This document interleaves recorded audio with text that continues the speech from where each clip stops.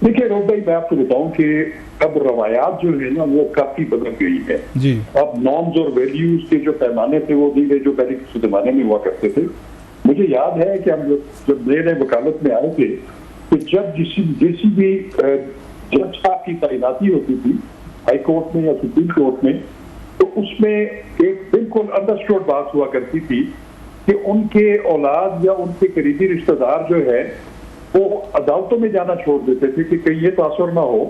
کہ وہ ان کے جو بزرگ ہیں یا بڑے ہیں وہ اب ڈیبیٹ ہو گئے ہیں بینچ پہ تو وہ کہیں ان کا نام نہ استعمال کر رہے ہوں یا اپنی وہ پوزیشن کا فائدہ نہ اٹھا رہے ہوں. لیکن اب ہمیں نظر آتا ہے کہ نہ صرف ان کے رشتہ دار قریبی رشتہ دار عدالتوں میں پیش ہوتے ہیں بلکہ ہم نے یہ بھی دیکھا ہے کہ جو بڑا افسوسناک ہے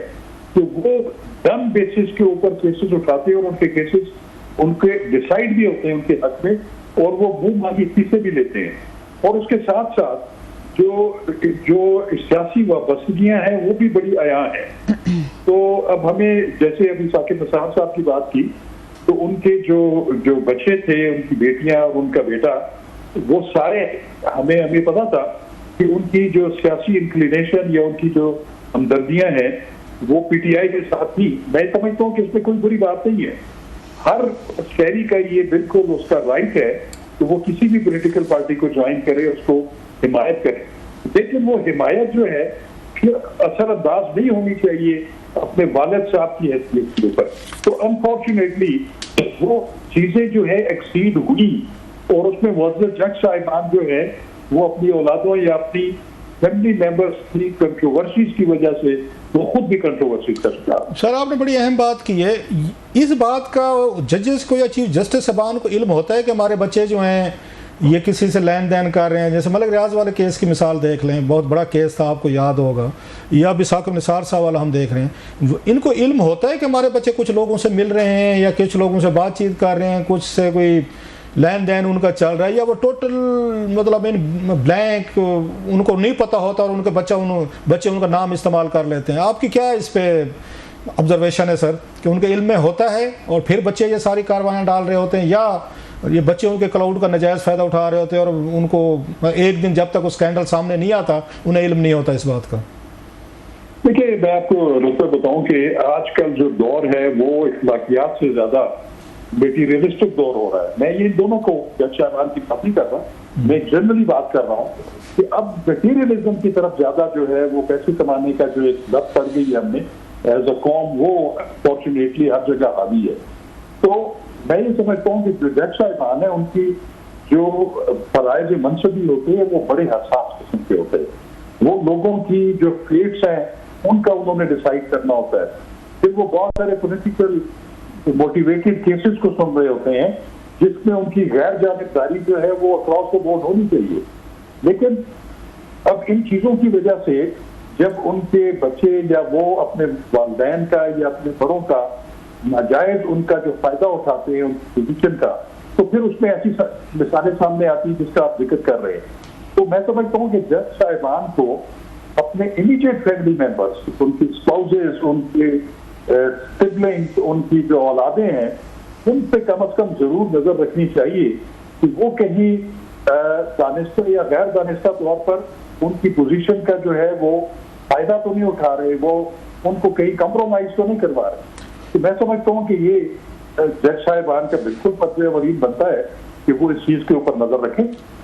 اچھا سر, یہ ابھی تھوڑا سا ادھر خان صاحب اور جنرل فیض صاحب کی طرف آتے ہیں کیونکہ آپ ان تمام معاملات کو قریب سے دیکھتے بھی رہے ہیں, آپ کی اس میں ایکسپرٹیز بھی ہے, میرا خیال ہے شاید کلائنٹیج بھی رہی ہے آپ کی. آپ کیسے دیکھتے ہیں جنرل فیض صاحب کے ملٹری کورٹ کے یہ ٹرائل کے فیصلے کو؟ اور اب خان صاحب سے یہ بھی پوچھا کہ آج وہاں پر کہ شاید آپ کو بھی ملٹری ٹرائل میں, خان صاحب یہ کہنا چاہ رہے تھے کہ جناب جنرل فیض کو میرے خلاف اپروول بنایا جائے گا, بیان دلوایا جائے گا. سو جب جنرل فیض اتنے خود سیریس چارجز فیس کر رہے ہیں, کیا وہ اپروور بن سکتے ہیں عمران خان صاحب کے خلاف؟ کیا ملزم سے وہ وعدہ باف گواہ بن سکتے ہیں just to punish Imran Khan, یا فوج ان کو سیپریٹلی ان کے کیس میں علیحدہ ڈیل کرے گی اور ان کو یہ وعدہ باف گواہ نہیں بنائے گی خان صاحب کے خلاف؟ پھر تو ان کا اپنا کیس ہی, تو پھر تو آپ کو وہ کرنی پڑے گی, ان کو چھوٹ دینی پڑے گی جناب فیض کو. دیکھیے میں آپ کو ایک بات بتاؤں کہ جو پاکستان آرمی ایکٹ ہے یا ایئر فورس یا نیوی کے جو لاز ہیں وہ اسپیشل قوانین ہیں, وہ ان کی ایک اپنی حیثیت ہے. تو میں یہ سمجھتا ہوں کہ اس وقت یہ کہنا پری میچور ہوگا کہ کیا ان کے خلاف جو ابھی ایویڈنس سامنے لائی جائے گی یا اس پہ کورٹ آف انکوائری سامنے آئے گی. بیسیکلی کورٹ آف انکوائری جو ہے وہ امپورٹنٹ ہوتی ہے جس میں تمام گواہان جو ہے ان کے بیانات ریکارڈ ہوتے ہیں, جتنا انکریمنیٹنگ مٹیریل ہے, جن کی شہادتیں ہیں دستاویزی اور دوسری وہ کٹی کی جاتی ہے,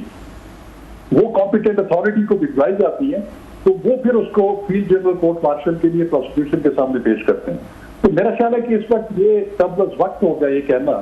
کہ ابھی وہ جو سمری آف ایویڈنس جو ہے وہ کیا ہے, تو وہ جب سامنے آئے گی تو پھر یہ دیکھا جائے گا کہ اس کے کس تک اس کے فال آؤٹ ہو سکتے ہیں. تو اس وقت میں سمجھتا ہوں کہ ہماری محض اسپیکولیشن ہے, ہم یہ مفروضوں کے اوپر بات کر رہے ہیں. اور دوسری بات یہ ہے کہ جو ملٹری لاز ہیں وہ ہمارے جو دوسرے سویلین لاز ہیں ان سے بالکل یکساں مختلف ہیں. اس میں یہ نہیں ہو سکتا کہ کسی کو جو مین ایکیوز ہے اس کو وعدہ آپ گواہ بنا کے اس کے کو ایکیوز کو جو ہے وہ سارا ملبہ ڈال دیا جائے. ان کا ایک بڑا ایک سکہ بند قسم کا ایک پروسیجر ہے اور ان کے ایک تقاضے ہیں پورے ان کے ٹرائلز کے. میرا نہیں خیال کہ اس میں کسی کے لیے اگر کوئی گلٹی ثابت ہو رہا ہو تو اس کے لیے کوئی رعایت ہے, اور اگر کوئی گلٹی نہ ہو تو اس کو سزا دی جائے. ان کا ایک بڑا ایک مفصل اور بڑا ایک آرگنائز قسم کا جوڈیشل سسٹم ہے آپ کا. اچھا سر, آپ کو کیا لگتا ہے کہ اس وقت عمران خان صاحب نے بھی کہا ہے, وہ بھی آپ نے سنا ہوگا, آپ کو پتہ چلا ہوگا کہ ان کو یہ خوف ہے, خدشہ ہے کہ مجھے بھی یہ ملٹری ٹرائل کیا جائے گا, مجھے بھی ملٹری کورٹ کی طرف لے کر جائیں گے. 9 مئی کے جو واقعات ہیں ان میں مجھے بھی امپلیکیٹ کیا جائے گا, پھنسایا جائے گا, اور اس کے لیے وہ کہتے ہیں کچھ لوگوں سے بیانات لیے جائیں گے جس میں وہ جنرل فیض کا بھی کہتے ہیں. خان صاحب کا یہ ملٹری ٹرائل ہو سکتا ہے پھر میں کہوں گا, کیونکہ آپ ان معاملات کو آرمی ایکٹ ان تمام چیزوں کو قریب سے دیکھتے رہے ہیں, پروسیڈنگ یا پروسیکیوشن یا ڈیفینس کے طور پر آپ نے کیسز یہ دیکھے ہوئے ہیں. کتنے چانسز لگتے ہیں کہ عمران خان صاحب کا یہ ملٹری ٹرائل یا ملٹری کورٹ میں ان کو لے جایا جا سکتا ہے؟ خان صاحب کی آج بھی بات ہوئی ہے کوئی صحافیوں سے. دیکھیے میں آپ کو بتاؤں کہ یہ صرف خان صاحب ہی بتا سکتے ہیں, یا ان کو سمجھ آ سکتی ہے کہ اگر تو ان کی کوئی ایکٹیو کنائیونس تھی جنرل فیض حمید کے ساتھ, جو کہ وہ یورپ کا ارتکاب وہ کیا اور اس میں ان کی بھی معاونت تھی, تو پھر تو وہ ان کا اگر خدشہ ہے کہ ان کو امپلیمنٹ کیا جا سکتا ہے وہ تو بالکل درست ہے. لیکن صرف اس وجہ سے کہ ایک مفروضہ قائم کر لیا جائے کہ فیض حمید صاحب کو گرفتاری اس لیے کیا گیا ہے کہ اس میں خان صاحب کو یا اس کا نیٹ جو ہے وہ بڑھایا جائے اور ان میں بے گناہ لوگوں کو بھی جو ہے امپلیکیٹ کیا جائے. میرا خیال ہے کہ یہ ملٹری لاز میں اس طرح کی جو ہوتی ہیں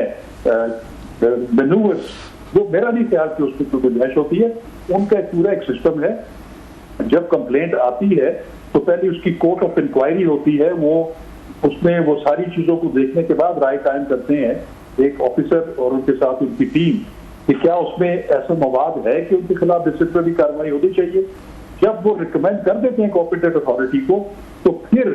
ایک سمری آف ایویڈنس جو ہے وہ آتی ہے سامنے, وہ کورٹ آف انکوائری کے بعد, تو وہ ڈٹرمن کرتی ہے, وہ ایویڈنس کلیکٹ کرتی ہے. تو اس میں میرا خیال ہے کہ اتنا زیادہ فلٹر ہوتا ہے کہ اس میں کسی کی جو